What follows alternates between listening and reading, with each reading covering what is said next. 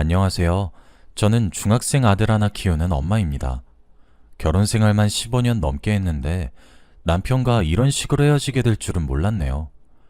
잘못한 쪽은 남편인데 아이 얼굴만 보면 왜 제가 다 미안해지는지 모르겠습니다. 아직 마음도 여리고 사춘기라 마음이 어지러울 텐데 이 시기에 부모가 이혼하게 돼서 아이에게 큰 상처가 되는 건 아닐까 걱정돼요. 처음에 아이 생각해서 참고 살려고 했는데 상황이 상황이니만큼 이게 마음을 다스린다고 해결되는 문제가 아니더라고요. 이렇게 살다간 제가 화병으로 죽겠구나 싶어 이혼했습니다. 결혼한 세월이 긴 만큼 남편과 저는 사랑보다는 부부의 정으로 그동안 살아왔던 것 같아요. 결혼한 지 10년 넘어가고 아이 있는 부부들은 다 공감하실 겁니다. 현실에 부딪히면서 살다 보니 처음 사랑은 없어지고 어느새 사랑보다 더 진한 전후의 유대감, 이런 게 남는다는 걸요. 저는 그것만으로 충분하다고, 사람이 평생 설레하면서 살 수는 없다고 생각했는데 남편은 아니었나 봅니다. 남편과 결혼한 것도 참 어렵게 했었어요. 저희 집안 형편은 좀 어려웠던 거에 비해 남편은 시아버님이 사업을 하셔서 부유한 집안이었거든요. 보통 이렇게 집안 차이가 나면 집안에서 반대하기 마련이잖아요. 저희 경우도 딱 그랬습니다. 시아버님이 무조건 반대하셨어요. 아무래도 사업하시는 분이라 그런지 남편의 결혼도 비즈니스 개념으로 따로 염두하고 계셨던 집안이 있었나 본데 갑자기 쥐뿔도 없는 여자랑 결혼하겠다고 하니 반대하실 수밖에요. 처음에는 저랑 남편도 무슨 로미오와 줄리엣처럼 부모님이 반대하시니 더 빠져들었습니다. 무슨 일이 있어도 이 사람과 결혼하고 싶었죠. 그런데 현실은 드라마나 영화보다 더하더군요. 처음 그 사람으로부터 청혼을 받고 부모님께 말씀드린 지 1년이 넘어가는데도 허락을 안 해주셔서 처음엔 자신감 넘쳤던 저도 어쩔 수 없이 점점 지쳐가더군요. 이런 애매한 상황이 계속되면서 저도 저희 집안 형편이 넉넉지 못한 건 저나 저희 부모님의 잘못이 아닌데 그것 때문에 그 사람의 부모님께 무시당하는 게 저희 부모님의 얼굴에 먹칠하는 기분이 들어서 한없이 죄송했어요. 결혼을 할 수 있을 것 같지도 않고 저도 서서히 포기해 가던 중이었습니다. 어떻게 이별할지 계속 고민하며 하루하루 보내던 중이었어요. 그런데 타이밍도 참, 제가 마침 그때 임신을 해버리고 말았죠. 지금도 그렇지만 그때는 아이가 생기면 무조건 낳아야 한다는 인식이 강했고 아이가 생기면 무조건 결혼시키던 때였습니다. 임신 사실을 그 사람에게 알리니 잠시 당황스러워하다가도 잘 됐다면서 자기 부모님께 말씀드리자며 좋아하더군요. 그 사람의 아버지도 임신까지 했으니 도저히 반대할 수는 없었는지 제가 아이를 무기 삼아 한참 격떨어지는 결혼을 하려 한다며 못마땅해 하면서도 결국 저희 사이를 인정해 주셨습니다. 얼떨결에 사랑하는 사람과의 결혼 허락을 받긴 했지만 결혼 생활은 실현 그 자체였습니다.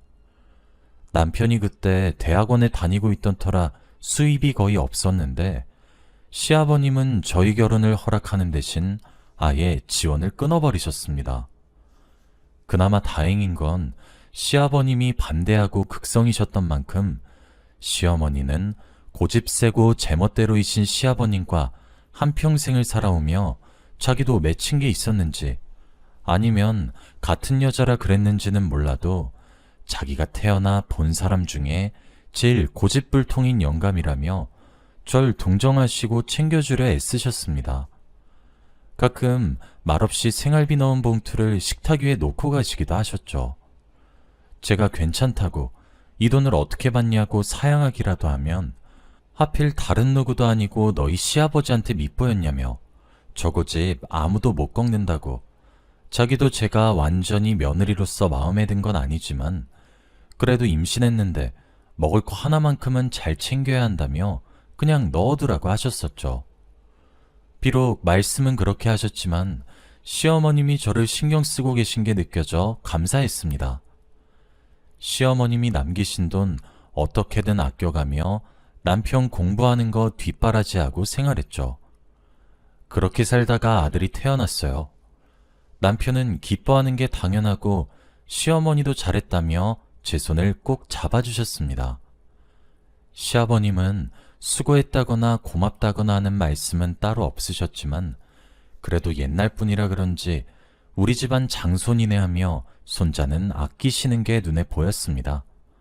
그때쯤 남편도 정교수는 아니지만 시간제 강사로나마 강단에 서게 되고 조금씩 모든 게 제자리를 찾아가고 있다는 생각이 들기 시작했습니다.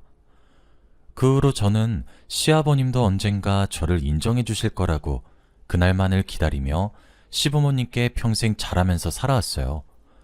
그래도 시아버님에게 며느리로 인정받는 건 여간 쉬운 일이 아니었습니다.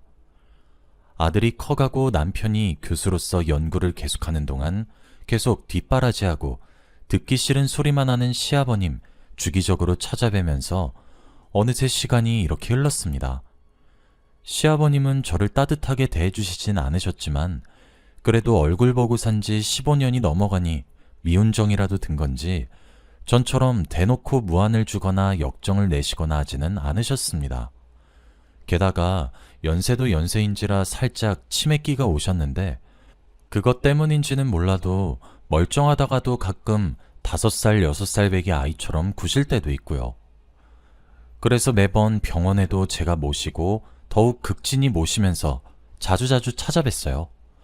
그때쯤 되니 아버님도 말로만 싫다 싫다 하시고 매일 제가 언제 오는지 기다리시더라고요. 그 사실을 알았을 땐 그동안의 서름이 다 씻겨 내려갈 정도로 기쁘더군요. 아무튼 그동안 이만하면 나름 잘 살아왔다. 남편도 교수고 시부모님도 이제 나를 인정하고 계시고 아들도 문제없이 잘 크고 있으니 더 바랄 게 없다. 그렇게 생각했습니다. 이제 겨우 저도 저만의 삶에 집중할 때가 됐다고 느끼던 차였는데 갑자기 또 이런 시련이 닥쳐오네요. 단도직입적으로 말해서 남편과 헤어지게 된 건 남편의 바람이 원인이었어요. 더 어처구니 없는 건 남편의 바람 상대로 바로 제가 친자매나 다름없이 지냈던 제 친구 원지였다는 겁니다. 원지랑은 고등학교 다닐 때 만나 오랫동안 우정을 이어오고 있었어요. 원진의 집안 형편도 저희 집처럼 많이 부족했는데 그 없는 집안 살림에도 열심히 공부해서 아나운서가 됐죠. 원지가 어렸을 때부터 버릇처럼 한 말이 그거였어요. 난 꼭 아나운서가 돼서 재벌집에 시집갈 거야. 꼭 그 말처럼 재벌집은 아니어도 원지는 나름 넉넉한 집안에 일찍 시집을 갔는데 병으로 남편이 일찍 죽어버리는 바람에 아이도 없이 다시 혼자가 됐죠. 제가 남편을 일찍 잃은 원지에게 슬프지 않냐고 괜찮냐 물으니 허탈하게 웃으면서 사랑 없이 결혼해서 그런지 별로 안 슬프다며 방금 자기 너무 못된 말 한 거냐고 대묻더라고요. 저는 그 말에 죽은 사람은 죽은 사람이고 그래도 산 사람은 살아야 하니까 괜찮다고 어쩔 수 없다고 말했던 기억이 나요. 원지가 남편과 사별하고 티는 안 내도 상심해하고 있을까봐 자주 찾아가고 가족여행에도 끼어서 같이 놀러가곤 했습니다. 당연히 저희 아들도 원지를 알아요. 원지 이모하면서 잘 따랐죠. 그랬던 원지가 지금은 어떻게 제 남편을 빼앗아 갈 수 있는지 믿을 수 없었습니다. 둘은 창피하지도 않은지 저 몰래 밖에서 연인처럼 하고 다닌 것 같더라고요. 아들과 같은 학급인 친구의 학부모가 길 가다가 우연히 목격을 했는데 저랑 남편은 아들 학교 행사에 같이 참여했던 적이 한 번 있어서 다른 학부모들이 얼굴을 알고 있어요. 그런데 남편 옆에 있는 여자는 저랑 다른 얼굴인데다가 요상한 분위기를 풍기고 있으니까 들킬 수밖에요. 그 학부모가 제게 연락해서 조심스럽게 그 사실을 전했을 때는 그 학부모가 잘못 본 거 아니냐고 그럴 사람 아니라고 말하고 대수롭지 않게 넘겼습니다. 제가 너무 확신에 차서 말해서 그랬는지 그 학부모도 자기가 괜한 소리 꺼낸 것 같다며 미안하다고 하고 전화를 끊었었죠. 하루는 제 생일이라 남편이랑 둘이서 식당을 갔다가 분위기 좋은 술집에서 술을 마시는데 마침 얼마 안 있어 우연히 원지가 그 술집에 들어와서 저희랑 같이 마시게 되었어요. 지금 생각하니 뒤에서 남편이 몰래 우연히 만난 척 같이 술 마시려고 수작 부린 것 같네요. 어쨌든 오랜만에 남편과의 오붓한 분위기였는데 거기 원지가 끼어서 조금 실망스럽긴 해도 제가 좋아하는 사람들이 둘이나 한자리에서 축하해주니 생일을 행복하게 보낼 수 있어 기뻤어요. 그런데 중간에 원지는 화장실을 가고 남편은 중요한 전화를 받는다고 비슷한 타이밍에 자리를 비우더군요. 술집이 상가에 있는 곳이라 화장실이 술집 밖에 있는 곳이었거든요. 계속 기다리다 둘이 왜 이렇게 안 오나 궁금하기도 했고 저도 갑자기 취기가 확 올라서 히터 때문에 더운 매장 안에 있기보다 잠시 찬바람 좀 쐬어야 할 것 같다는 생각이 들어서 밖으로 나갔어요. 혹시 몰라 직원에게 자리를 치우지 말아달라고 다시 올 거라고 미리 말도 해뒀었죠. 정신 차려야겠다 싶어 창문 쪽에서 바람 맞고 서 있는데 근처 비상구에서 뭔가 속삭이는 소리하며 이상한 소리가 들리는 겁니다. 그냥 말소리라기엔 의문스러운 점이 많아서 조심스럽게 비상구 쪽으로 가서 소리가 나는 아래쪽을 내려다봤어요. 그리고 목격했죠. 둘이 붙어먹고 있는 그 꼴을요. 순간 너무 놀라서 숨도 안 쉬어지더군요. 취해서 헛것을 봤나 하기엔 그 꼴을 보자마자 정신이 확 들었거든요. 절대로 잘못 본 게 아니었어요. 어쩔 줄 몰라 눈알만 굴리며 상황 파악을 하려는데 둘이 올라오려는 듯한 낌새를 보여서 급히 술집으로 다시 돌아갔습니다. 곧이어 둘은 바로 앞에서 만났다며 뻔뻔스럽게도 같이 들어오더군요. 바람을 피고 있다는 사실을 제가 꿈에도 모를 거라 생각했겠죠. 저는 계속 모르는 척 하려고 했어요. 지금은 취한 상태이기도 하고 상황 파악도 아직 제대로 안 돼서 나중에 제정신이 돌아오면 그때 생각하고 단판을 짓자 생각했거든요. 그런데 다 알면서도 참아주기는 힘들더군요. 제가 그동안 몰라서 그런 거였지 원지 그릇에 먹을 걸 덜어주고 어쩔 땐 먹여주기도 하는 남편의 모습. 그동안은 모두에게 친절하고 다정해서 그런 거라 포장해왔지만 친절도 이 정도면 병일 거예요. 이제는 확실해지더군요. 모두에게 친절한 게 아니라 사실은 원지를 사랑하고 있다는 사실이요. 혼자 속으로 분노하고 있던 차에 둘이 깨르륵거리면서 술잔을 기울이길래 제가 원지 손목을 탁 잡아챘습니다. 술잔이 바닥에 떨어져 부셔지는 소리가 났어요. 이게 뭐하는 짓이냐고 화내는 남편 목소리며 당황한 원지 표정이 화를 더 돋구더군요. 제가 소리쳤어요. 둘이 붙어먹고 있는 거 내가 언제까지고 모를 줄 알았어? 어떻게 내 생일에 그럴 수 있어? 생일인데 너 내가 힘들 때마다 얼마나 도와줬는데 친구 남편을 빼서? 네가 그러고도 사람이야? 제 말을 들은 두 사람은 당황하다가도 빠르게 눈빛을 주고받더니 무슨 소리냐고 술 취한 거 아니냐고 하더군요. 바람도 모자라서 오리발을 내미는 모습에 더욱 화가 치밀어 그럼 내가 아까 계단에서 본 건 뭐냐고 아까 목격한 장면을 가게가 떠나가라 크고 상세하게 묘사하니 와중에 수치심은 있는지 둘은 헙하고 입을 다물더군요. 그러면서 남편은 진정하라고 동네 창피하게 여기서 이러지 말고 집 가서 얘기하자며 저를 끌고 갔습니다. 거기서 원지가 뭘 하는지 아세요? 제 손을 잡은 남편 팔을 턱 잡더니 절 보고 아주 당당하게 말하는 겁니다. 그래, 나 네 남편 좋아해. 왜? 그럼 안 돼? 당신도 바보처럼 어버버거리지 말고 똑바로 말해. 앞으로 나랑 살 거라고. 네 남편이 나한테 뭘 하는 줄 아니? 너랑 사는 거 지긋지긋하고 하루하루 죽어가는 기분이란다. 네가 안 놓아준다고 해도 껍데기만 남은 남자 붙들고 살 수 있겠어?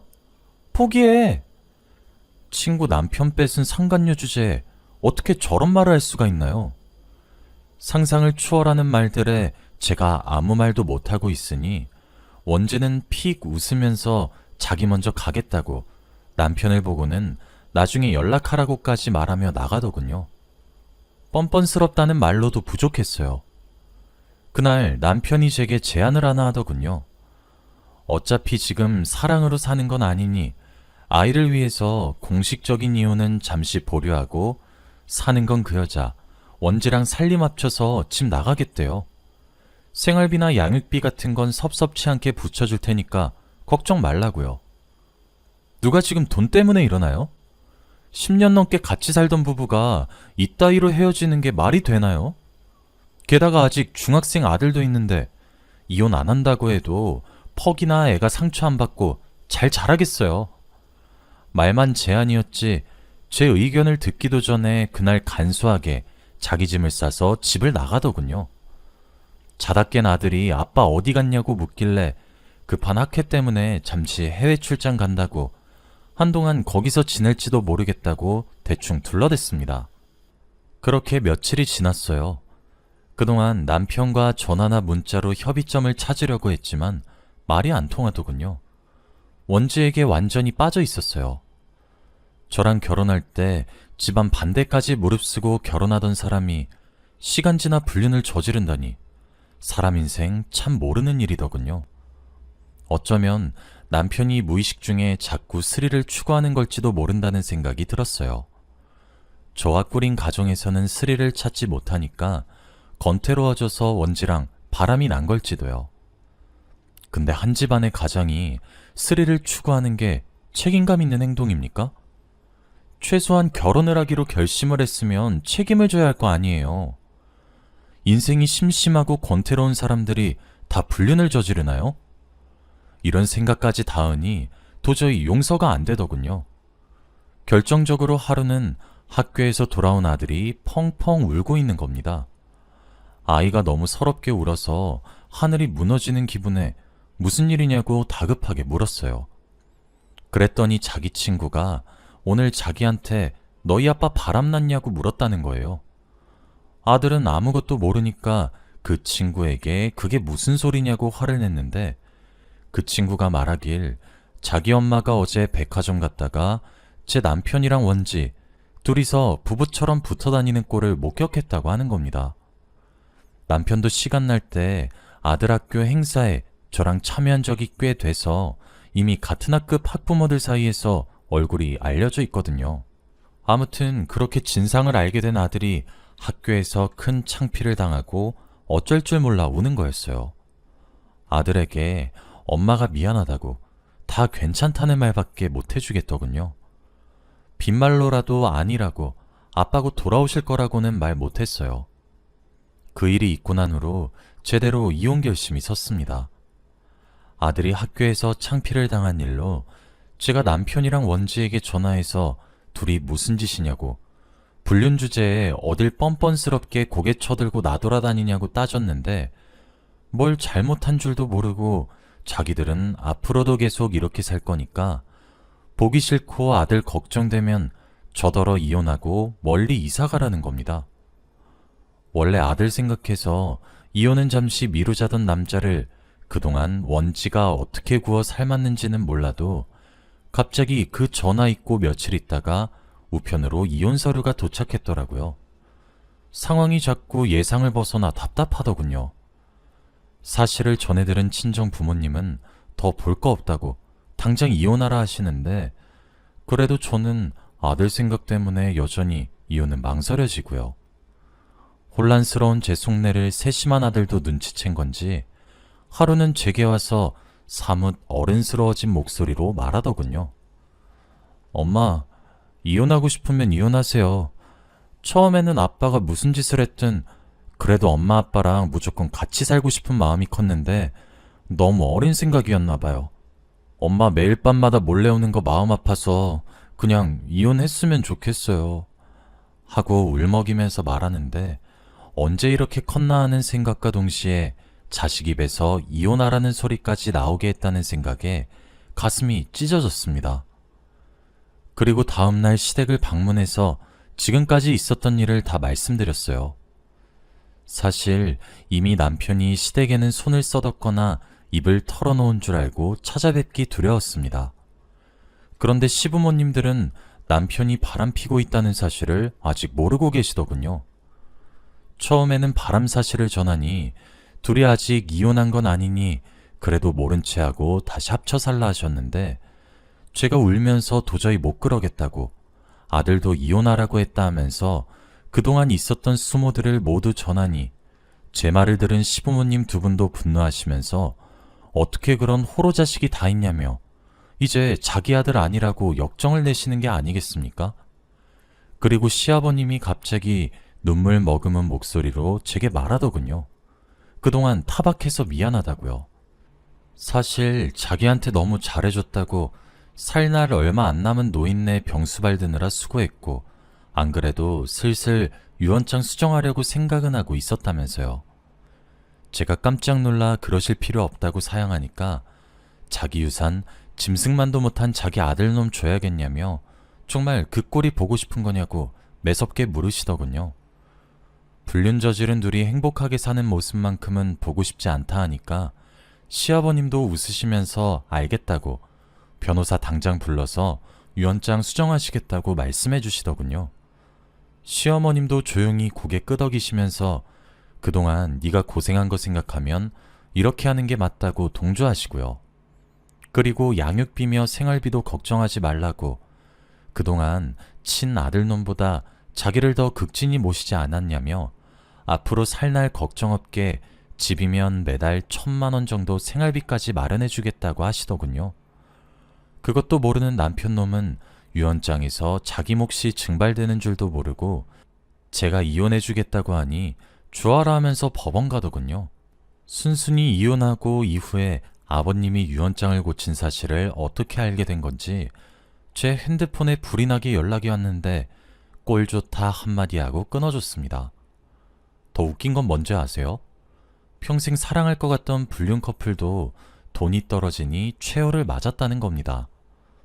원지가 유언장에서 전 남편 몫이 사라졌다는 걸 알고부터 둘이 계속 충돌했나 봐요.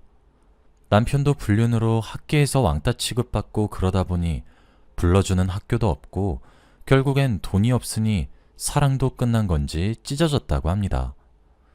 저번 달 시아버님 돌아가시고 아들과 제 몫으로 유산 반반씩 받아 저희는 문제없이 잘 지낼 수 있게 되었어요. 아들도 나름 상처받을 수 있는데 제가 옆에서 지극정성으로 보살피니 씩씩하게 잘 이겨내더라고요. 그래요. 요즘 이혼이 뭐 대수인가요? 저희 모자 앞으로는 둘이서 행복하게 지내렵니다. 사연 들어주셔서 감사합니다.